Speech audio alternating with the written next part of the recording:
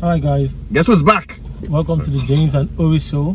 Last week this guy was. I went to go and hustle. I was looking for money. He went at war. I just disappeared. Now my James is a hater. But anyway, I was on ground to hold it down for you people, and I hope.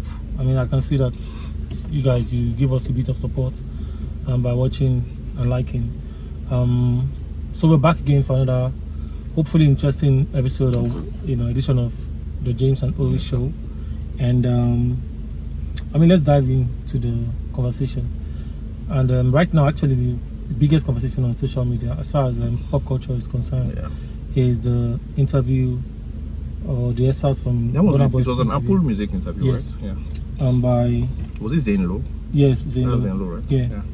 So where a number of questions. In fact, it was like a 4-part interview or conversation, the way it was broken down, and I think one of the actual parts that got people talking was the fact that was where Burna Boy was just addressing the genre or the concept of Afrobeats and songwriting and quality of music as far as Afrobeats is concerned, or maybe music generally is concerned. And it brings us to where we are right now, and the question is, what did Burna Boy say wrong in that interview? If you follow, of course, I don't think you can avoid it. What he said on Twitter, that he said everything wrong clearly. Because I think there are 2 clips that have gone at his absence and that's gone viral. One of them, which is addressing the lack or presence of substance in Nigerian music, and Afrobeats at least, which is, to be honest, just pop music, but Nigerian pop music.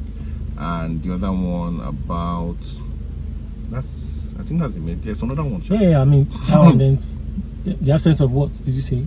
Substance, yes. That's basically. But also of course, people seem to also be not pleased because he said that what you people call Afrobeats, and it feels like he has an issue with the name. The name, yes. The name itself, but to give my perspective on that, I think that people are just waking up, to be honest, because Burna Boy has always expressed a very clear ambivalence to the name Afrobeats. He always felt like, it's Afrobeats, Afroela's music. Somebody just went to go and add slap S and then bam, they say, that's what all of us are singing, you get. He has always felt that, he does a lot of things. And so the way he refers to his music is as Afrofusion, which I think makes sense. But I also know that it's not like it's original to him. That the phrasing might be. But I know there's a Davido interview, probably before Burna's, where he said that what he does is to fuse. He used that same word to fuse a lot of elements into music, which is, by the way, what Afrobeats is. It's like there's an African thing there, but there's a lot of everything else inside. There's reggae inside. There is what do they call them? There is hip hop, of course. There's dancehall. Everything nowadays there's a piano inside, So the only thing that connects all them is that they are made by Nigerian artists, or they are made by African artists, and they have a certain African vibe somewhere there. Fact of the matter is that the core of the music is not really. We just have a lot of things inside. There's no real core. It's anything that adds into it. That's what we call Afrobeats. So anyway, I feel like that part is not. People should not attack him for that, because what he actually meant is that white people like Zane Lowe, of course, the person who was interviewing him, or the West, were the ones who called it Afrobeats. For us, it was just always pop music. For us, we didn't really have a name because we grew up listening to the music. We think concerning us, it's just what it's there, you get. So he was saying you people. By that, he just meant that these guys, you people, white people, Western people, call it Afrobeats, even if it's not something that he personally feels too enamored by. The other bit about substance, well, I think that one is one that has really cost the wahala online. Honestly, as far as Oris is concerned, Burna Boy is 300,000% correct. A lot of the music that we listen to, a lot of the songs that we vibe to, you play in your house, you're walking down the street, somebody's playing it in a bus stop or something, or you go to a club. It's not music that's supposed to make you think. In fact, Wizkid has it in an interview with the FT, with the Financial Times, 2-3 years, a while ago though, around that time where he felt like they were trying to groom him for a Grammy campaign. He said that he doesn't see anything, he doesn't see anything, he doesn't feel like music or his music can change anything. So he doesn't think about politics, but that's not really his business, Your other guy, I mean, the two of the people who represent the sound the most, Wizkid has said that Davido named his albums clearly. There's no room for what's it called, discussion. The man named his album A Good Time. Name the other one A Better Time. That tells you, I feel, the mindset of what is actually happening. This is not to say that Davido doesn't have like songs that have like a lot more than just groove, because after all, the year where he had that, he had those series of deaths, his friend and everything, he had Fire, which is a very, it's like it's a groovy song, but it also like reveals a kind of anguish, you know, the fact that his late friend's girlfriend was attacking him, there was a bit of police stuff, you know. That's kind of addressed the things he was thinking about, I think, mentally at the time. So it's not, but I think that if you look at everybody's album, all of them, maybe except Burna Boy, even he will have to think about that, you know. Davido, Wizkid, each of the albums they've ever made, more than half of it is like just have a decent time somewhere in the club. But yes, myself and James talked about this early this morning, and he seems like he disagrees with me. So James, over to you. I don't disagree totally. You understand? So I'm actually of the opinion that there's a way you can tell or, you know, state your opinion where it doesn't really make nonsense or rubbish of the people in that same circle with you. I mean, you're talking about, you just mentioned Davido right now, and then another song that we can pick as well is Stand Strong. And I mean, it's funny that we can at least, you know, we are thinking about what songs to pick. You know, it's not funny. That's the man is saying the truth. Yeah, even Available is not nonsense. Available still, you know, connects to, you know, James, him trying to disperse and say, I am somewhere else. Whatever people are talking about here, I'm somewhere chilling. I don't care about what people are saying about me and stuff. You know, so I mean, they are different, but it shouldn't be too difficult to check in terms of sense. But I also believe that when it comes to music, it's also about how you feel at that point in time, or how you actually feel and what you want to push, the narrative you want to push with your music. And I don't think that should be disrespected in any way. A lot of people take some things too seriously, and even when I mean, songwriting is a different ballgame entirely. We even in this country right now, we can count the people who we think that are fantastic when it comes to songwriting. But let's not also forget that a lot of artists too that you know want to give credit to, or when you want to think that are great at writing their record, might not even be writing the records themselves. So that's a different ballgame entirely. So but do you think that matters? No, I think it matters. Not like it matters like in a disrespectful way. Yeah, I just feel like even when we say somebody can songs you listen to, whether it makes sense or whatever, especially when it comes to songwriting, songwriters are songwriters.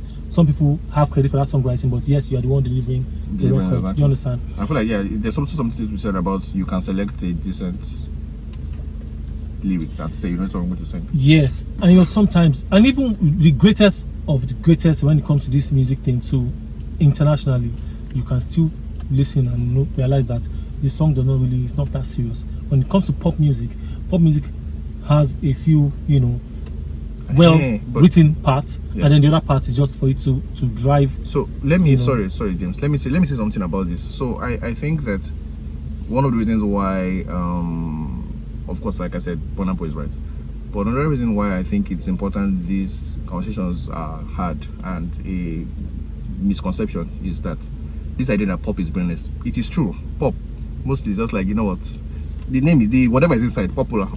Part of the matter is that things that have a lot of substance, things that have like whatever, would naturally not be as popular as the brainless thing, because it's easier to access stuff that doesn't require you to think. Let's face it. So it's popular music is pop music. That's what it is. Anyway, but one of the reasons why I've always felt like we are underserved, or we are served badly as Nigerians in pop music, is because a lot of our biggest stars over the past maybe 10 years have not represented pop music in the best way possible. What I mean by this is, take a look at the American scene. In fact, even take a look at our own scene like 10 years before. You get? A lot of the time, the people who are at the top of the food chain for pop music are not like everybody else, in that they are only catering only to your good time and everything. These people used to do everything. Over here in Nigeria, was a time when the greatest pop artist we had is Two-Face. Probably still is, by the way, but was Two-Face. In Two-Face's time, we had a song called "It Be Like Say." That's an incredibly political, social, political, emotional. That's just like a great song. Anywhere you want to cut, anywhere you want to slice it, anyway, you get. We had African Queen, which of course you could say it's not even typically a love song. It's more like an empowerment kind of song. That same person had, for instance, which also had the same element inside. They had "It Be Like Say." No, sorry, not "It Be Like Say." I Dey Feel Like, which had a series of, which was a very interesting way to talk about how we emulate people who obviously have money and maybe nothing else. Even It Be Like Say, the political, social, political one. It Be Like, I thought that's the first song. That's the first song. That's why I said the first song I mentioned. Okay. Yeah, that one is like, I feel like a classic Two-Face song. Yeah. You get? Even a song like Right Here is about love, but in a particular interesting way. So that was like our guy. Raindrops. Raindrops, My incredible God. piece of music, you know. You know, so that was the person who was like leading the space.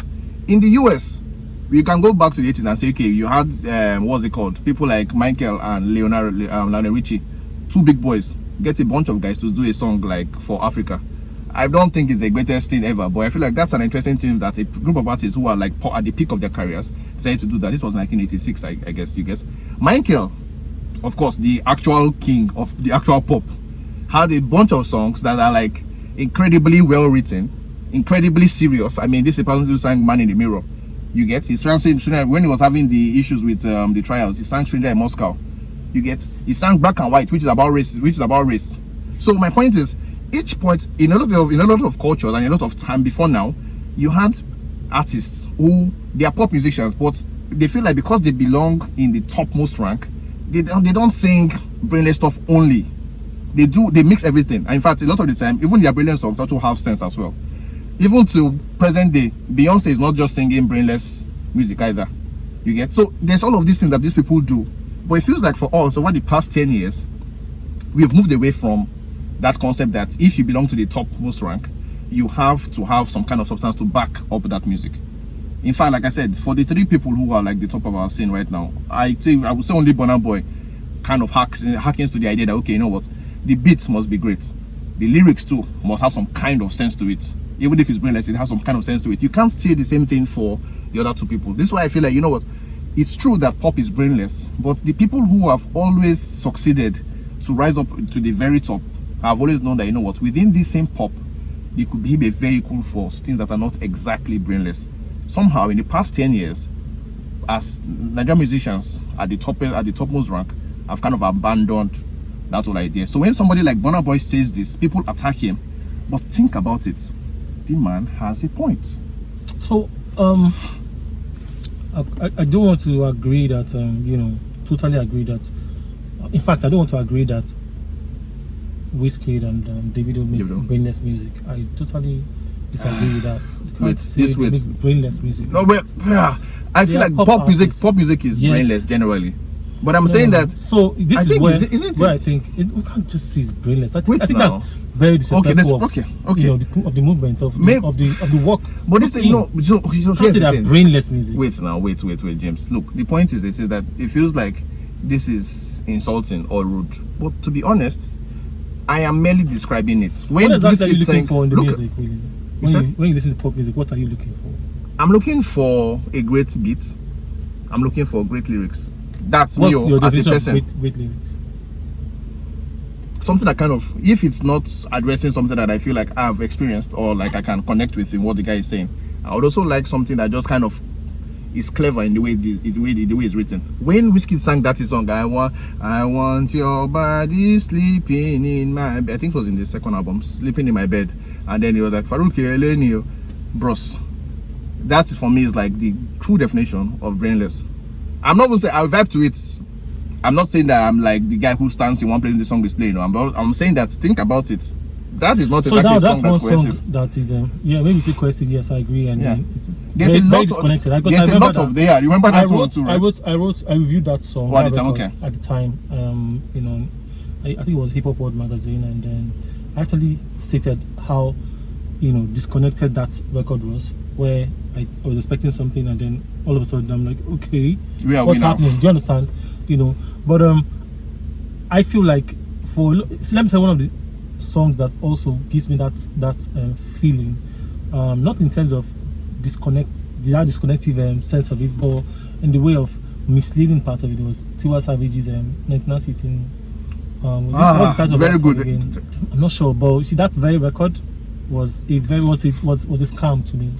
You know what? But you know why it was a scam? It's kind of the same thing people are saying about Burna Boy, which is true, by the way. But here's the thing: Nigerian musicians have known that if you want to be taken serious as an artist, the shortcuts. Yes, of course, there's a longer way you can do it, but the shortcut is find fella, find a way to put him inside. When Wizkid was trying to do his second album and was trying to feel like, you know what, he had gotten, he had become of age and stuff, who did you go and look for? Femi Kuti to do Jai Jai with, you get? What's her name? Burna Boy came out, of course, and you are knowing that, of course, he's infusing fella every 2 seconds, you get? What's it called? Tiwa, the current we're talking about. Tiwa, that song was the song that was supposed to announce Tiwa to the Western world. What did she do?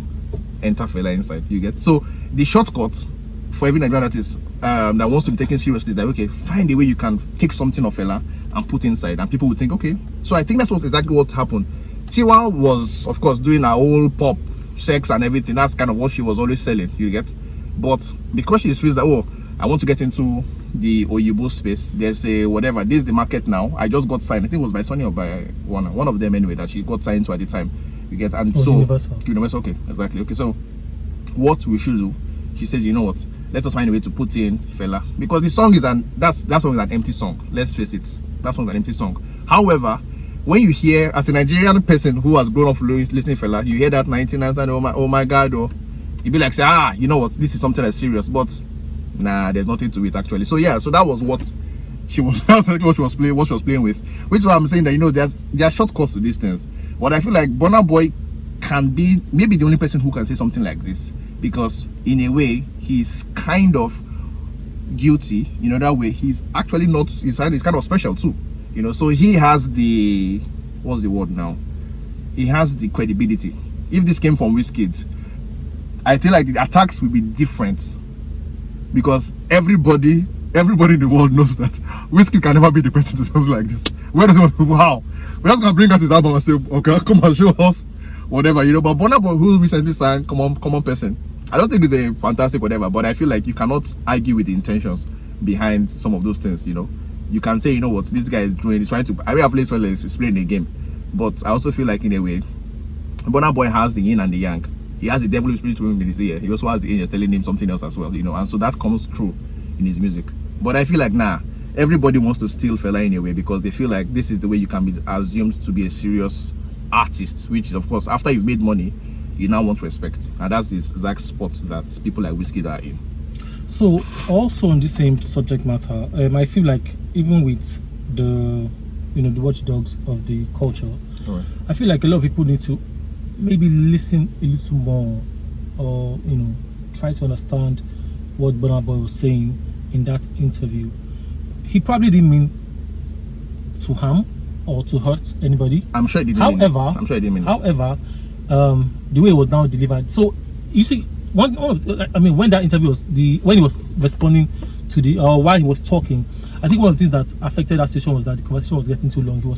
He spoke for too long, where he's like almost going out of context. It seemed like he was making fun of, you know, the same system where that's also that gave him life. Do you understand? Yeah, that's how it became, because the way he was laughing and so. And then again, I disagreed with the statistics, you know, because 90%. You know, so just a way of thinking. It doesn't mean just that's a way of what I'm saying. That in the context, in the way he was now putting, he now started going off point completely. So yes, if he had stood on the basis of saying that no matter what you do to music, no matter how popular you have become with your music, that you should make sure that you put it to be true to the art, to be true to yourself, which is said actually. Yeah. But just also now saying that, you know, that they're not making sense, that they're making nonsense music. Or no, I don't think this is nonsense. Yeah. No, but You just say what they're saying it doesn't have substance. Yeah, I mean, what else? How do you want? If what's his nonsense? What's his substance? Do you understand? When not saying doesn't have substance, there's no nonsense. So let's. I mean, let's support the emotion. We're supporting the emotion. So, but what I'm saying basically is that that's when it comes to presentation of that same truth. I'm not saying don't be blunt, don't say it the way you feel. Do you understand? Because if we have to also go, we can pick. But sadly, when it comes to Burna Boy has been able to talk the talk and do the walk. Yes. So that's it's difficult to actually say. Even if we say, see the way what you look at what people are saying everywhere here and there on the internet, it still will not change the fact that Burna Boy is still making fantastic music. Now, one of the parts where, and in that interview, where I just felt like, he was talking about his influences. Bringing in the Wu-Tang Clan, bringing in the,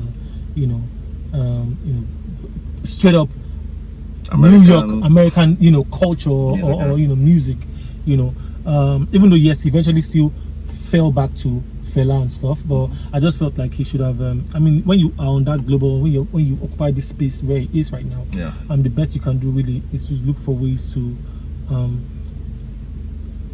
push the envelope for your people too, because the way it sounded, it made it seem like all these people, all these Afrobeats people, and then in between his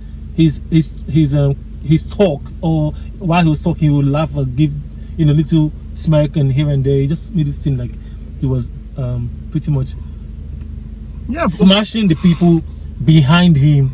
But wait, feel somehow like wait. Here's the thing. I feel like one of the things that happens when a culture has, in quotes, not suffered but hasn't quite crossed over, is that people put the burden of representation on the people that have crossed over. Absolutely. To have that kind of attention. But here's the thing. I feel like it still doesn't change the fact that the person's influence are the person's influences. So let me speak personally. So I'm a writer. I mean, that's kind of my day job. If you woke me up one midnight and asked me, Oris, who are your literary references? Who are your literary what's it called now? References, or what are like your heroes literary? Bros, guess a good chance I will tell you 3 white men before I mention a black man. It's just how it is, and there's probably no Nigerian on that list, because the people who made me feel like this is something that I wanted to do, the people I just met randomly. I was in university, random walking to a bookshop. I'm like, this thing looks interesting. Let me read, and I'm like, sheesh, changes my life. You get. So if you asked me today who that person was, I did an interview from a guy called Ernest Hemingway. I cannot lie and come and manufacture that, the interview I saw was Achebe. It wasn't. It was Ernest Hemingway. It's an American. Fact. There's nothing I can do about that. With what you just said now, truthfully, for me, I would say from novels still, James Hadley Chase. So that's kind of the problem. So the thing is, the problem here is this: is that what we do, you, myself, you, people like Burna Boy, what we then have to do is that we produce, we create stuff that is so great now that the absence of heroes that look like us back in the day is not repeated for the next generation. You want somebody that comes out 20 years, 30 years from now to say, hey, the reason why I started to do this stuff was because I heard the Burna Boy song, I heard the Davido song, I'm like, I should be able to do this thing. That's how you want it to be. But the fact of the matter is that at the time we were growing up, a lot of the things that were in our father's house, if my father was going to tell you that they were readers, they'll probably mention Achebe, but Achebe is kind of like their age mates, or kind of like maybe a few years, 10 years or whatever it is, older than they are. You get. The fact of the matter is that if they wanted to start reading from when they were young, they needed to have read Oyibo books. Those are the same books that you showed up, that you saw, the same records that you showed up, that you heard. You get. So Burna Boy, of course, he has the Fela influence. His grandfather was like a manager of the guy, so of course there's Fela. But the same thing, he was growing up with his mother, whatever, who were probably young, listening to hip hop music, Naughty by Nature, Wu-Tang Clan. What do you expect the guy to? What do you expect him to kind of say? Even the Fela you're talking about, Fela only became Fela when he went to America. I met an American woman. What's her name? Sandra, I think you get, who kind of changed life about black consciousness. You get, but it was an American, not a Nigerian, that will change his own life. So my point is, I hear you when you say that. You know what? When he's talking, when they ask me about influences and he's mentioning those people, fact of the matter is that it is true. His songs have showed you. He had a song with Naughty by Nature because he remembers when he was young singing I think one of the Naughty by Nature songs. It is just the way it was in the 90s. A lot of what we listened to were like R&B music, and what's it called, and a lot of rap. Absolutely. So you can't change. So you can't what change. You just said what now, do you want to say? no doubt, no doubt. I mean, like even for a lot of the P Square to all the greats, Exactly. down to what's it called, the Shakomo guys, Remedies, exactly. all of them were all influenced Black by. them, Let's not even Boys. deny that one. Exactly. I mean, I just wanted to throw in there, even when I mentioned them, Jason, when it comes to when it comes to writing, that locally in Nigeria here, where I started, learning to now, sort of Nigerianize my writing and to what's called to blend it. I mean, I read to people. I mean, I read a lot of stuff by Solodi, Ayina Adekunle, Efi Omorobe, even by Omishere and Fola. These are guys that I read their stuff and I felt like, man, these guys brilliant fighters.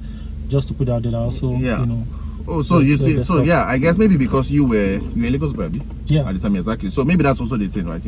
I was grown up in Lokoja, which is somewhere in the middle belt, you get. And for me, what I saw, access. Yes, exactly, access, exactly. A ton of Oyibo books, but I also had, like, to be honest, also like local magazines, like Hints magazine. So people like them, Tony Khan, Elon Abila writing in that stuff. But at the time, it was reading for enjoyment. The time I really felt that I wanted to do this was when I got into university. And the book that I read, Gongo, was a section of interviews.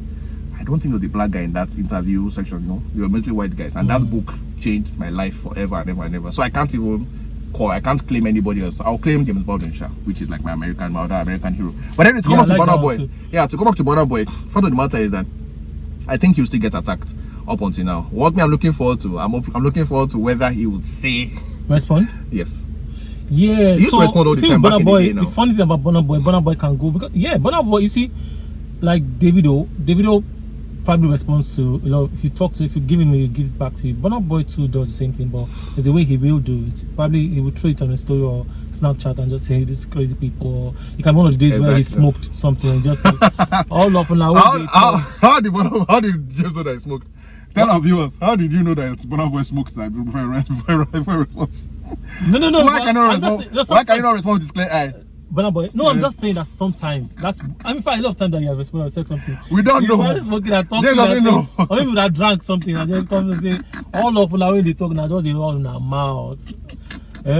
If you don't make up for this live, we go explain tire. Yo, shout out to Burna Boy, shout out to everybody that's putting in the work as far as the situation is. I mean, sometimes we can all, look, if he didn't make that statement or if he didn't grant that interview, sometimes these conversations will not come out. And then it gives us I'm also very happy that it is actually Burna Boy that said it. Yes. If James said already said it will not be as whatever it is. But somehow, Burna Boy, he belongs to the culture. He creates that culture. And I feel like it's only right somebody's position is the one that's also critiquing that culture. If a white man said this, we don't go hear word again. Absolutely. If it was white man, But the Nigerian said it, which of course means I think for Nigerians we feel like we should keep all of these dirty linen within us. Let's Burna Boy say it to Ebuka.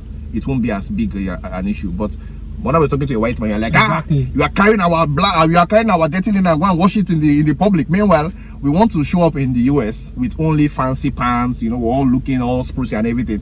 Burna is like, everything I will say it to, whether I'm here, whether I'm there. But a lot of people can say the same thing that Burna Boy said is Seun Kuti. That will save the futures. Yes, but Seun Kuti will save the futures. Seun. I think about but because Seun is not a pop musician though, it will come out differently. I think because you can some people I've seen a lot of comments where people are saying that why is Burna Boy talking about the culture that also gave him popularity? Yes. But Afrobeats did not give Seun popularity. So Seun can say what he wants to say. People will still attack him anyway. But I think it will be a different texture of attack from Seun. Exactly, yes. I think it will be a different. We gotta go. Please like, subscribe, yes, please, share. Let us know what you think about this. The cover today's topic. DM us about Burna Boy. And absolutely, we'll catch you the next time. It might not be next time because even this man here that's been attacking me that I ran away, it might be our own next week. So no. But the funny thing is that we might hook up at the same place next week and still give you an episode. So you never know. Fingers crossed. Exactly. So thank you for watching. Hasta la vista. Peace.